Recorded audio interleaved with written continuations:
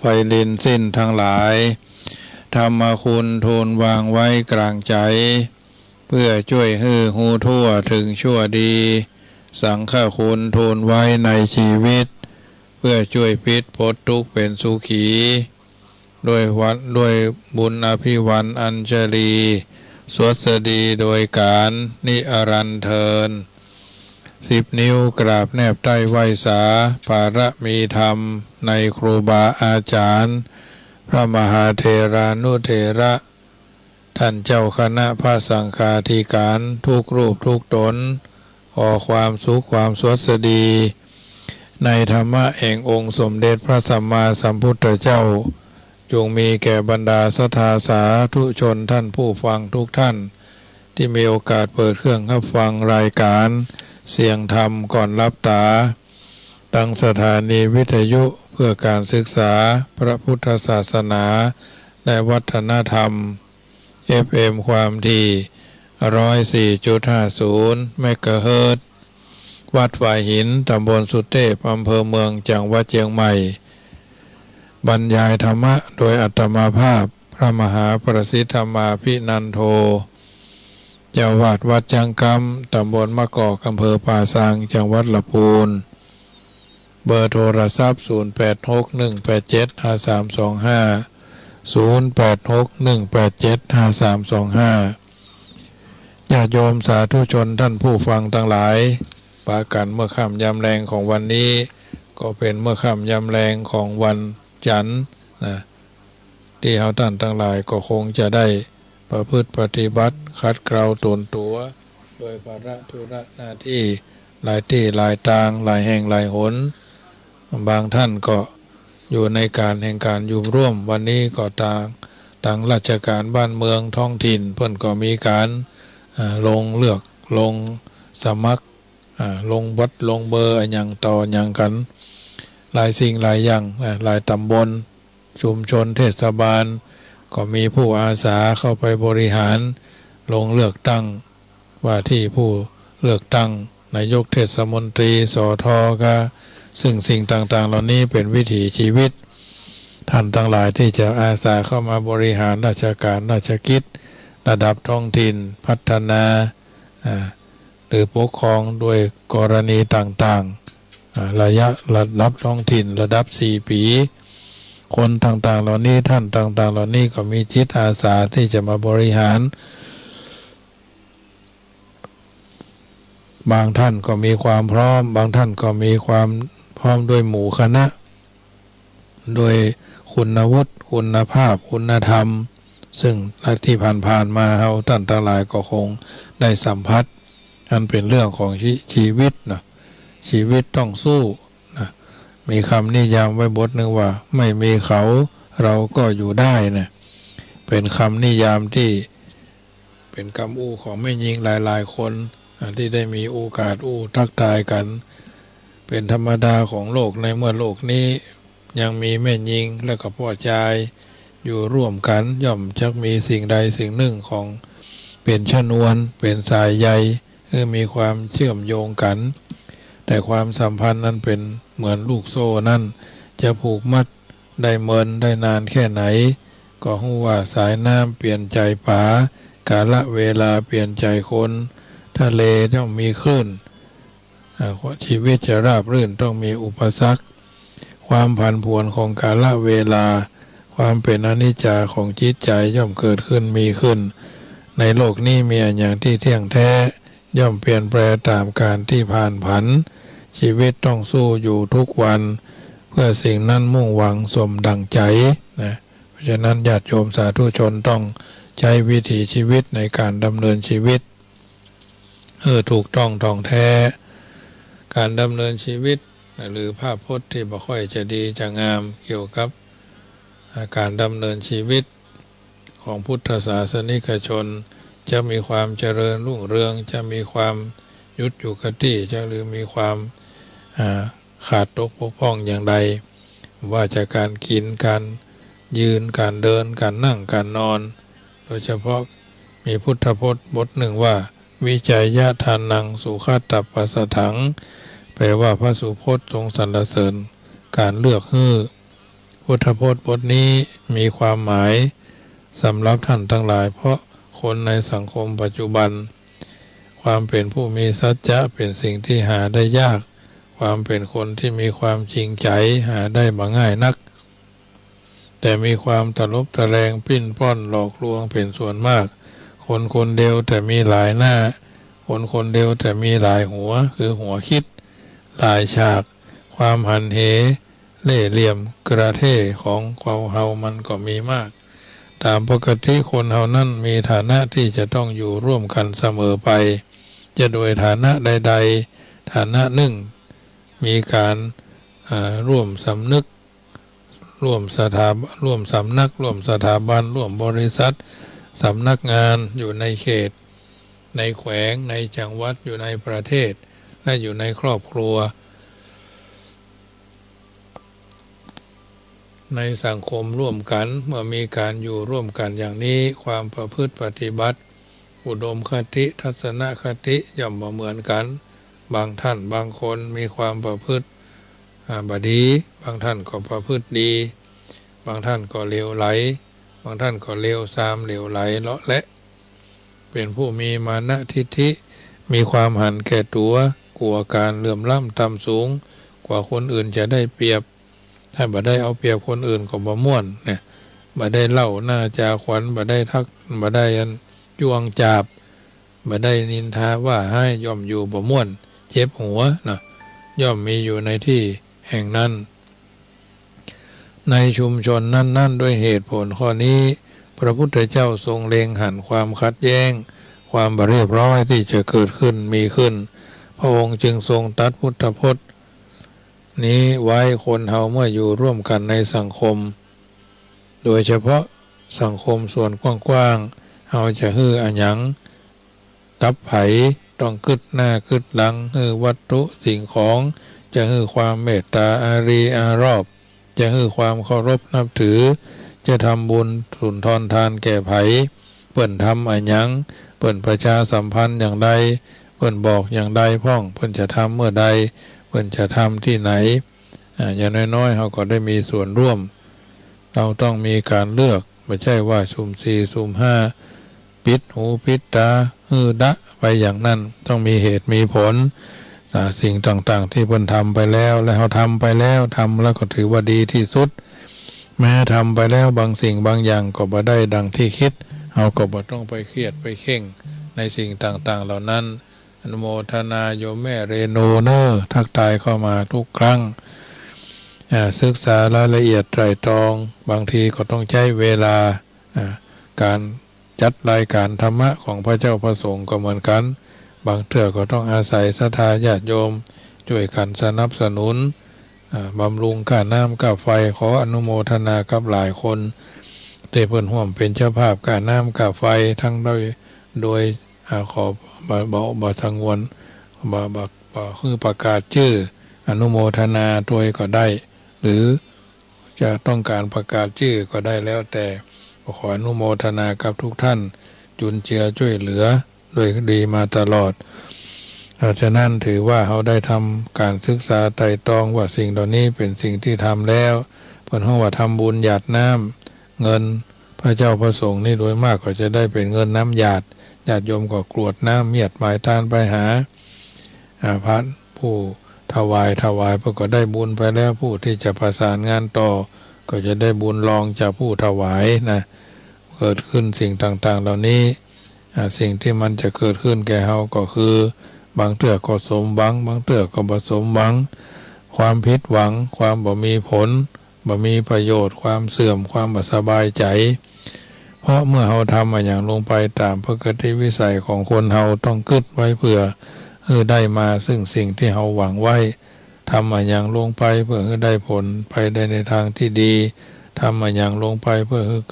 เป็นความสุขความเจริญแก่ตนเองชาติบ้านเมืองศาสนาตลอดถึงความสุขทางใจเราหวังกันไว้อย่างนั้นแต่เราต้องชุกคิดตรงนี้สักหน่อยหนึ่งว่าเราทำอย่างไปนั่นมันถูกที่ถูกเวลาถูกบุคคลถูกและถูกดีหรือเปล่าถ้ามันถูกที่ถูกดีถูกกาลเวลาถูกบุคคลแล้ว ทุกอย่างบ่มีปัญหาเลยสาเหตุความวุ่นวายก็เพราะว่าบ่ได้คำนึงถึงหลักที่พระพุทธเจ้าทรงวางไว้มีคำโบราณว่าไว้อย่างน่าคิดว่าบัดทันนั่งจะไปฟั่งเหยียดแข้งเข้าเปลือกบัดทันแห้งจะไปฟั่งขายงัวควายบัดทันตายจะไปฟั่งปาดจีนนะบัดทันนั่งจะไปฟั่งเหยียดแข้งเข้าเปลือกบัดทันแห้งจะไปฟั่งขายงัวควายบัดทันตายจะเป็นฟั่งปาดจีนยังบัดทันที่จะหู้ถึงความตื้นลึกหนาบางของคนคนนั้นคนคนนี้ก็ทอดสะพานให้เห็นแล้วหูจักกันบ่กี่วันกี่เดือนกี่ปีกี่เดือนก็ถือเป็นเพื่อนสนิทคนโกนหัวโกนคิ้วนุ่งห่มผ้าเหลืองเข้าใจว่าเป็นพระเป็นเนนไปเสียหมดข้างนอกสุกใสข้างในตะตรงนงยังไงก็ไม่รู้นะการเลือกจึงเป็นสิ่งที่ดีพุทธเจ้าท่านทรงวางหลักไว้ทุกสิ่งทุกอย่างจักเป็นด้านปัจจัยสี่อาหารเครื่องนุ่งห่มที่อยู่อาศัยยารักษาโรคเครื่องอุปโภคต่างๆเราต้องมีการเลือกสรรปันส่วนว่าอย่างไหนดีอย่างไหนบ่ดีอย่างไหนมีคุณประโยชน์อย่างไหนมีภัยมีโทษต้องมีการคิดการเลือกแบ่งปันส่วนๆแบ่งเป็นอย่างๆโดยเฉพาะเรื่องของคนเรื่องของมนุษย์ที่เดินดินกินกะปิกินปลาห้ากินสัตว์กินพืชกินผักเป็นอาหารเพราะยังเป็นปุถุชนคนธรรมดายังต้องมีการเลือกคือนักที่สุดศึกษาวิจัยวิจารณ์ไตร่ตรองคือนักเป็นกรณีพิเศษและก็ต้องดูไปเมินดูคนเปิ่นให้ดู7 เดือน7 ปีดูบ้านดูจองดูที่ให้ที่นาที่จะแปลงหอแปลงเฮือนพอ3 เดือน3 ปีโดยเฉพาะคนเท่านั้นแต่ละคนยังมีกิเลสเครื่องเศร้าหมองอาสวะที่เครื่องผัวพันอวิชชาความบ่ฮู้ตัณหาความอยากอุปทานความยึดมั่นถือมั่นยังไม่ได้บรรลุอรหัตตมรรคอรหัตตผลยังเป็นพระอริยะเตื้อยังเป็นพระอรหันต์เตื้อนะเพิ่นถึงบอกว่านับถือพระพุทธอย่าไปสะดุดทองคำนับถือพระธรรมอย่าไปถูกใบลานนับถือพระสงฆ์อย่าไปหลงลูกชาวบ้านการเผยแผ่ธรรมก็เหมือนกันถ้าเอาเก็บเอาสาระเหมือนไปป่าเก็บป่าพักแคบเก็บป่าพักปังเก็บป่าพักบุ้งเก็บป่าพักเสียงดาเก็บป่าพักเซี่ยวไปเข้าไปในดงป่าดงหน่อไม้เนาะไปดงหน่อไม้หรือไปกาดไปลีเขาก็ไปเลือกก็ที่มันอ่อนที่มันนุ่มที่มันยิกเข้าไว้เนาะที่มันแกงได้เก็บผักหวานซื้อผักหวานเขาก็เลือกซื้ออันนั้นอันนี้ล่าตำล่าซื้อเต้งมดส้มไว้เนาะที่มันเพิ่นจัดการมาแล้วในจานเขาก็เลือกก็ที่มันนุ่มมันอ่อนเนาะพุกบางอย่างผักบุ้งนาเพิ่นจะมีผักบุ้งใบบะเขือส้มน้อยเนาะกองไว้เป็นกองเป็นจานเนี่ยถ้าไปกาดป่าเผาบันทาเนี่ยนะก็จะเป็นอย่างนั้นสะแหลเนาะบางทีก็แกงสะแหลเนี่ย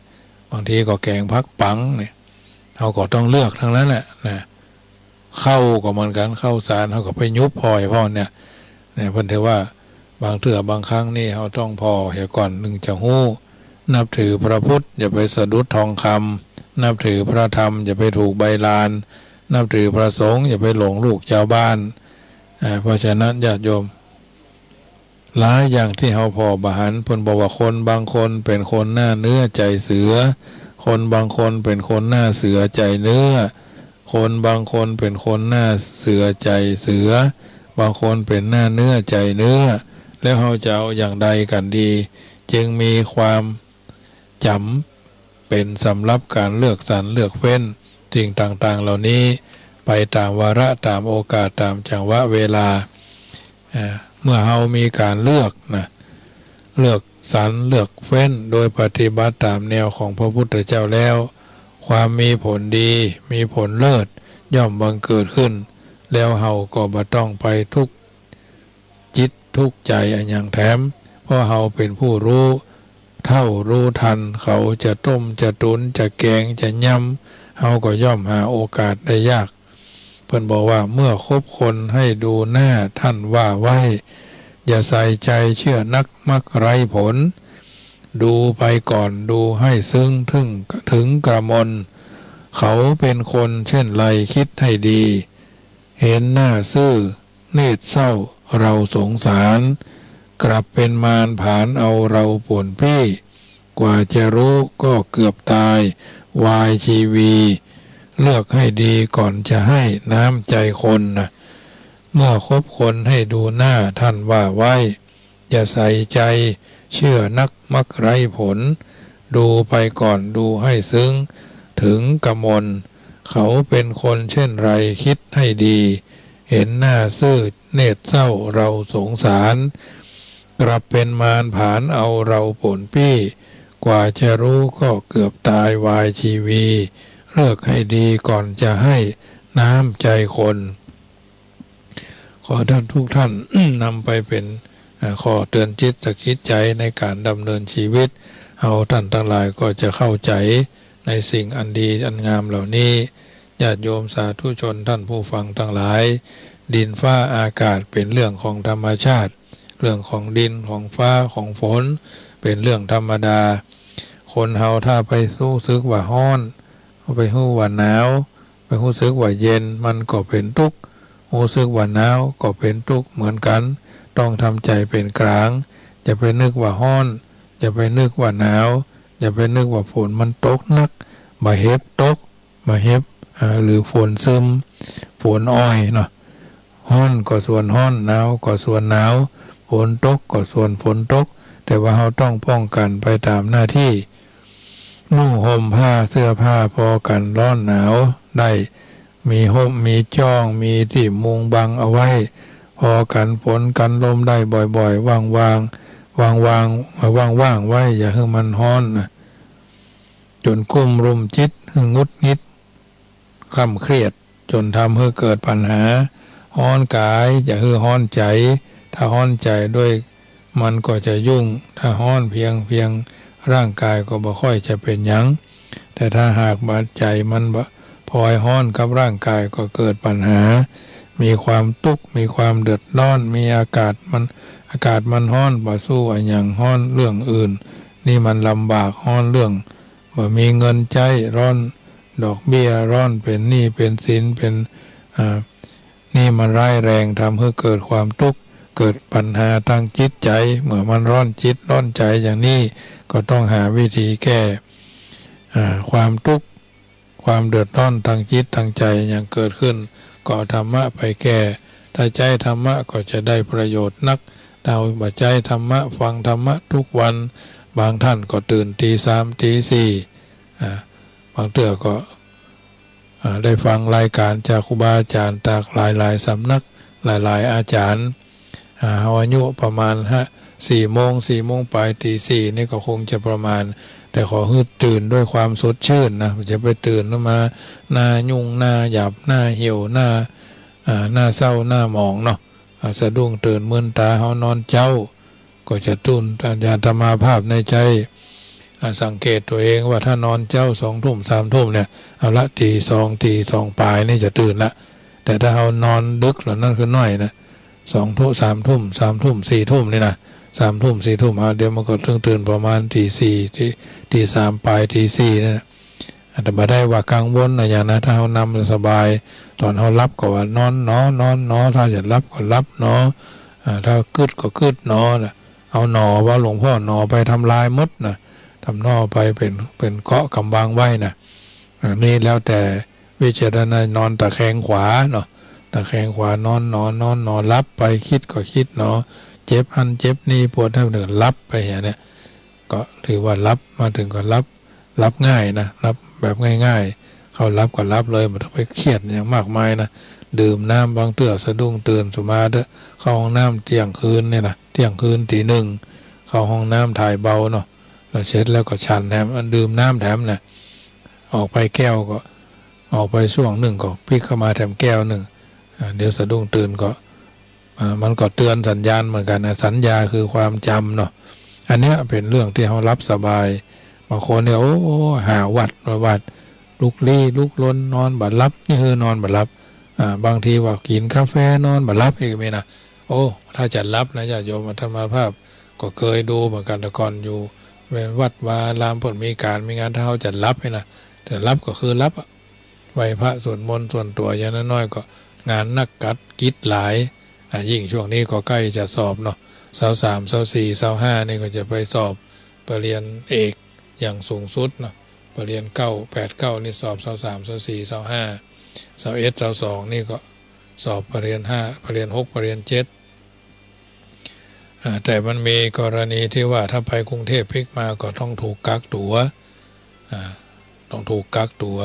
อย่างฮือเนาะฮือนอฮึม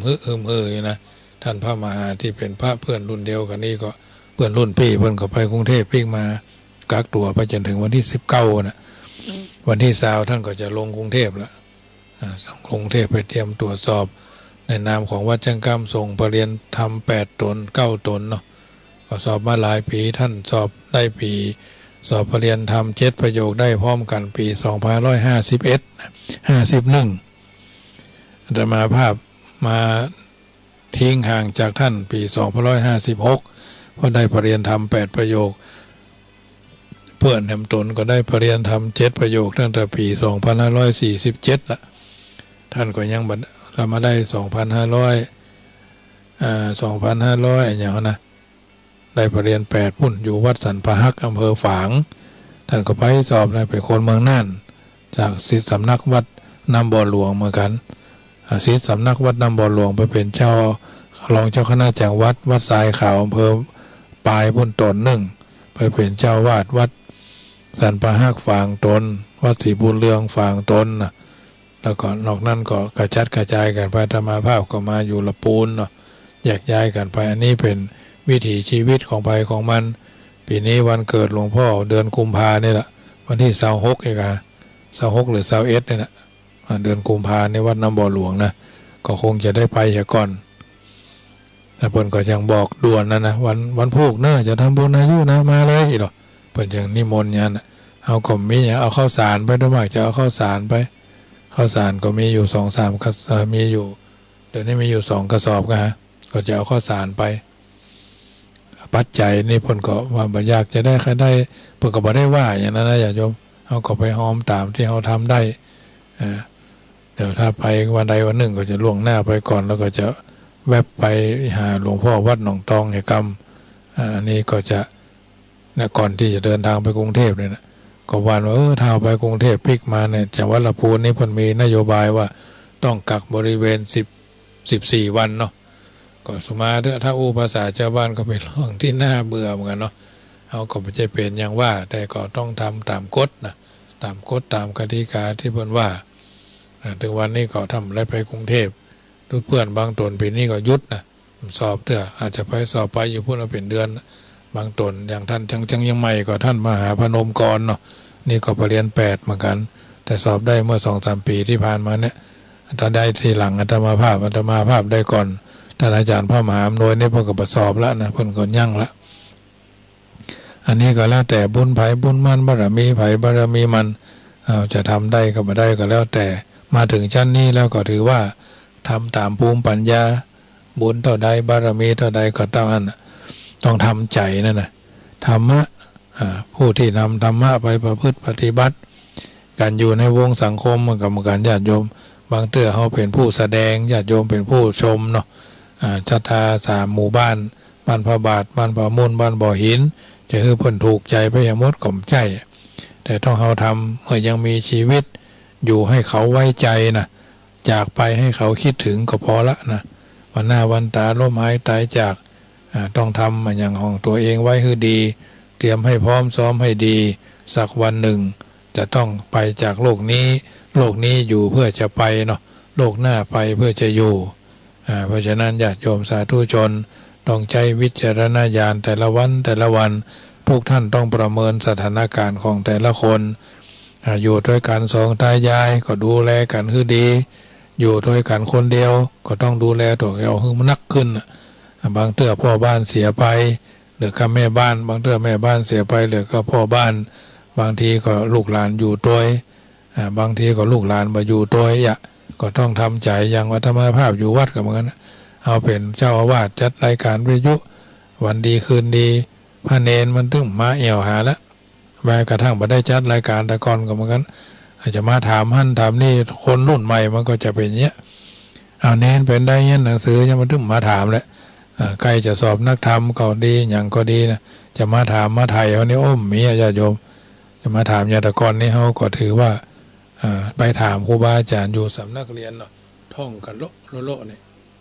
ท่องกันโลพอใหญ่หน้ากล้าบานแล้วก็ยังว่าต่างคนต่างไปเปิ่นรุ่นเดียวกันนี่รุ่นปรริญญา3รุ่นฉลองกรุงเนี่ยตายพระจันทร์17 ตนนะเหลือสักตายไปเป็น10พวกบัดตายก็พิการโดยมากก็จะซึกทำผ้ากันไปหมดมีธรรมาภาพรุ่นเดียวที่พดจดขึ้นมานี่นะลุขึ้นมารุ่นนี้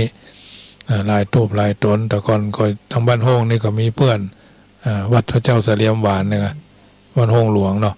ท่านมหาชื่อวิเชียรคัดสงครามนะเปิ่นเป็กเป็ดพระเจ้าละพระท่านได้พระศรียนต์รัตนพรหมก็เหมือนกันอยู่ทางบ้านห้องเนี่ยป้ากันเมินนะส่วนมากทางบ้านทงบ้านทานี่ไปหมดละปุ่นไปเป็นรองเจ้าคณะอำเภอรองแป้ปุ่นตนหนึ่งอันนั้นก็ได้ไปเรียน5 รุ่นเดียวกันแต่ว่าคนละที่นะแล้วก็หลายรูปหลายตนที่พระดำรงสมณศักดิ์อยู่ก็ถือว่าท่านเหล่านั้นเป็นผู้ที่มีหน้ากล้าบานบางทีบางครั้งนี่เพิ่นก็ไปแถมแนวเขาก็ไปแถมแนวส่วนมากก็จะทำงานเหมือนกันหมดบางทีบางครั้งส่วนมากก็จะดำรงสมณวิสัยเป็นที่พึ่งของชาวบ้านกันทั่วไปเพราะนั้นญาติโยมบางสิ่งบางอย่างจะถูกใจจะเปิงใจไปหมดจับใจแห้งบ่แล้วใจกานะก็จับใจครูบาบ่จับใจพระน้อยแล้วก็วันที่14นี่คณะสงฆ์วัดกิวแลป่าเป้าศิริชัยนิมิตรอำเภอแม่วางเนาะวันนี้เพิ่นปราสาทเมนเพิ่นถูกพายุถูกลมปัดครูบาบุญหลวงสัลปีนี่เพิ่นก็เกาะกลางนี่เพิ่นกำลังไปซ่อมตะกี้นะเพิ่นภาพยนตร์คลิปเพิ่นถ่ายมาคือพอเนี่ย3 โมง 2 โมงปลายเนี่ยพาลมบ่เฮ็บลงลุบคนถ่ายรูปก็ถ่ายมาคือพอเป็นกัลยาณมิตรกันหรอเป็นฝนเป็นลมนะก็ถือว่าผ่านไปช่วงนี้ถือว่าบุญกุศลวันที่14เพิ่นจะมีการออกเมนพระราชทานเพลิงศพท่านครูบาท่านอาจารย์พระมหาพิษณุก็มาจวนเหมือนกันจากพระนิมนต์จวนไปทำบุญงานบำเพ็ญกุศลศพสวดอภิธรรมหลวงปู่ครูบาพระครูพินิจสารธรรมครูบาพันธ์เนาะวัดพระบาทห้วยต้มญาติโยมท่านใดจะร่วมทำบุญก็ได้เนอะสามารถโอนมาได้จะไปร่วมทำบุญกับท่านพระมหาพิษณุหรือจะหอมท่านมหาพิษณุก็ได้แต่มาภาพก็ว่าจะไปนะบางคนพวกก็ไปกันตะวาก็มีวันนี้ก็มีช่วงนี้ไปกันเรื่อยๆวันที่14นี่ก็คงจะซาไปพ่องไผ่มีพักไม้ไส้เครือก็เอาไปได้เนอะที่ครูบาพันธ์เมืองลี่บ่นะเพิ่นจะเอาไปถวายกันส่งไปก็ได้หรือจะไปก็ได้วันที่14นี่ถ้าบัดทิศที่ไหนอาตมาภาพ12มี13มีนะ14นี่ถ้าบ่มีทิศที่ไหน10ก็มี11ก็ลงโบสถเนาะซึ่งปีนี้ไผจะร่วมทำบุญบูชากันปฏิโมกข์ก็ได้เนอะพอดีท่านพระมหารัศมีเพิ่นอยู่นี่อาตมาภาพก็จะตั้งใจว่าจะถวายท่าน 1,000 บาทญาติโยมจะร่วมเป็นเจ้าภาพบูชากันปฏิโมกข์ก็ได้เนอะถวายท่านเพราะว่าเป็นกำลังใจเพิ่นเพราะว่าบูชากันพระปฏิโมกข์เนาะอาตมาภาพจะเริ่มทำบุญคือ 1,000 บาทญาติโยมจะร่วมกินร่วมทานโดยก็ได้โอนมาเนอะวันที่11เป็นวันเดือนดับเนาะก็คือดับมวยมิ่งมิตรอัปมงคลเสนียดจันไรพิราชกาดกาดับมารายหายสูญไปทุกโศกโรคภัยก็ขอดับไปตามสภาวะการเนอะญาติโยมสาธุชนช่วงนี้ก็ท้ายรายการโทรกันเข้ามาเนอะและที่จะไปลืมเนอะเป็นเจ้าภาพร่วมทำบุญบูรณะกุฏิสงฆ์เนอะห้อง 2,564 ตารางเมตรละ200 บาทตามเจตนาตะกี้ก็ขออนุโมทนากับโยมแม่กันที่นีเวียงป่าเป้าเนอะร่วมทำบุญมากับกัลยาณมิตรหลายคนหลายท่านหอมกันมาคนละเล็กคนละน้อยตามที่ท่านมีความพร้อมในการทำบุญเนาะทำบุญหยาดน้ำกินตาลหลวงไหลจักได้สบายเกิดสุขไปหน้า มีญาติโยมทำบุญมาแม่สีกองน้อย100 บาทแม่เพ็ญชัยวันนะ50 บาทไลยะปาเนาะเจริญพรกราบนมัสการเจ้าท่านเป็นฝนเป็นลมกันทั้งพุ่นตะวันเมื่อค่ำตกตอนสักประมาณทุ่มป่ายเจ้าแต่วันนี้ตกประมาณ3 โมงป่ายไม่แรงนะเจ้ามีลมเนาะมีน้อยๆเจ้าเป็นฝนตกหนักเหมือนกันทั้งนี้ก็ฝนตกแต่ว่าค่อยบอกมีลมเจ้าเป็นเขามีลูกเห็บก็ค่ะ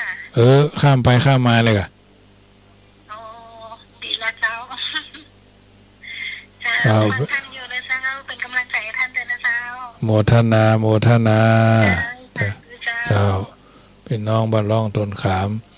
ไรยะป่าแม่ไรยะป่าแม่นวลแสนใจแม่คำชัยมงคลแม่แก้วสุภาแม่ล่าแก้วป่าแพงแก้วแปงจันพ่อบุญธรรมแม่รัตนาสังคำฟั่นแม่จันเปงใจกันทะพ่อประเสริฐแม่บัวแก้วแก้วแปงจันแม่เกียงคำสุภามูลนสพิจิตาสิริปัญญาพร้อมครอบครัวแม่กันทินีใสยะแม่น้อยพร้อมครอบครัวร่วมทำบุญกันมาจำนวนปัจจัยก็ได้จำนวน2,150 บาทก็อนุโมทนาเนอะซึ่งโยมแม่พิจิตราสิริปัญญาโอนเข้ามาโอนทนากับทุกท่านเนอะร่วมเป็นเจ้าภาพในการทำบุญบูรณะกุฏิสงฆ์ซึ่งจะได้ทำการบูรณะในโอกาสต่อไปช่วงนี้ก็ยังไม่ได้ลงมืออย่างเราตะกี้เนี่ยขึ้นไปพอโฮงมันก็มันดูไล่เขาแล้วนะเดี๋ยวนี้นะฝนตกโอ้ท่อเป็นยอดโยมฝนลงฝนหัวมันเดี๋ยวนี้นะตอนที่เขาย่ำยกครัวไปมั่มหัวนะโอ้ตะกี้ขึ้นไปพอปวดต่อนักเหลือเก่าไม่เป็น10 โฮนะมันเอาไปขาใจใช่ไหมมันถ้าจะไหวอ่ะนะลงก็มันจะได้มีอย่างกระทบนะขนครัวที่มันมีกว่ามันจะเปียกน้ำเปียกฝนลงมาหมดละทางบนชั้นบนนะโอ้ต้องขึ้นไปพอไป4-5 โฮไป10 โฮอะลงโซ่ดีทั้งลูกมันมีอย่างที่จะเปียกเนาะสวดเสื้อผ้าเพื่อผ้าอาภรณ์มันเนี้ยมันถ้าจะไล่แล้วขาใจเนาะนี่มาเตือนนะหานี่นะหาใหญ่หาหลวงนี่มาเตือนแล้วญาติโยมเพราะฉะนั้นขอบุญหนุนนำทำมันอย่างราบรื่นญาติโยมทั้งหลายอยู่เย็นเป็นสุขอันบุญทานทำไว้อย่าให้ขาดเช่นใส่บาตรเป็นทุนบุญกุศลหรือสวดมนต์ไหว้พระชำระตนก่อนวัยหล่นล่วงหายกระจายดินอันทานบุญตุนได้ก่อนตายจากจะน้อยจะมากก็ได้ให้ทวินทำไว้เถอะก่อนตายให้ใจให้ชินยามชีพสิ้นจะได้ไว้ใช้เพราะฉะนั้นญาติโยมก่อนนำรายการจากท่านไปเนอจะร่วมทำบุญวัดครูบาวัดพระบาทห้วยต้มก็ได้จะร่วมทำบุญปูจากันปฏิโมกข์ก็ได้วันที่11นี่นะ14ไปวัดพระพุทธบาทห้วยต้มอำเภอลีครบทำบุญบำเพ็ญกุศลครูบาพันธ์11ฟังปฏิโมกข์หรือจะร่วมทำบุญบูรณะกุฏิสงฆ์ตามเจตนาเนอะบุญกุศลครั้งนี้คือกลับกลายเป็นตบะเดชะเป็นภารวะปัจจัยเป็นอุปนิสัยนำส่งท่านทั้งหลายรับเป็นสุขตื่นเป็นสุขกันทั่วหน้าอิมินากตะบุญเยนะด้วยบุญกุศลที่เฮาท่านทั้งหลายพากันฮือตานชำระความโลภสมาทานศีลชำระความโกรธบำเพ็ญจิตตภาวนาชำระความหลงเป็นตบะเดชะเป็นภรวะปัจจัยเป็นอุปนิสัยนำส่งท่านทั้งหลายสุขสำราญบานใจเมื่อรับเมื่อตื่นเมื่อยืนเมื่อเกี้ยวเมื่อกินอย่าได้กราด